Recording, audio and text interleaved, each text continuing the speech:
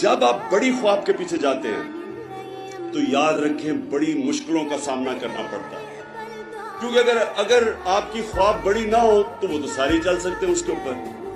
جتنا بڑا کام کریں گے اتنی مایوسیاں، گریں گے، جتنا آپ اوپر جاتے ہیں نا اب راستے میں گریں گے، برا وقت آئے گا۔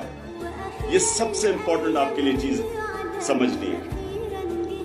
جب آپ ایک بڑا کام کرنے کے لیے جائیں جو آپ کا دل کہتا ہے، پھر سے میں یہ یاد آپ سب کو بتانا چاہتا ہوں، کام وہ کریں جو آپ کے دل سے آواز آتی ہے۔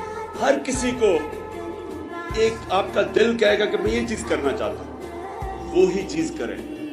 جو مرضی دنیا کہے کریں وہی چیز، کیونکہ اسی چیز میں اللہ نے قرآن میں کہا میں نے تمہیں کسی مقصد کے لیے پیدا کیا ہے، وہی آپ کا مقصد ہے۔ آپ کا دل آپ کو بتاتا ہے آپ کا مقصد کیا ہے۔ جتنا بڑا مقصد ہوتا ہے اتنی آپ کو مشکلوں کا سامنا کرنا پڑتا ہے، اور پھر اللہ ان کے راستے پہ لگا جن کو تُونے نعمتیں بخشی ہیں۔ سارے پیغمبروں کا مشکل راستہ تھا، کسی پیغمبر کا آسان راستہ نہیں تھا۔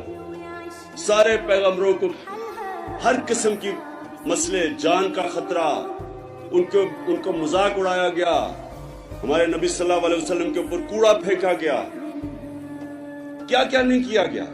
تو آسان راستہ نہیں ہوتا۔ اور میں ایک اور آپ کو بات کہہ دوں، یہ جو آسان راستہ ڈھونڈتے ہیں، جو آپ میں سے آسان راستہ ڈھونڈتا ہے، یہ یاد رکھو کہ وہ آپ کو وہ راستہ کہیں لے کے نہیں جائے گا۔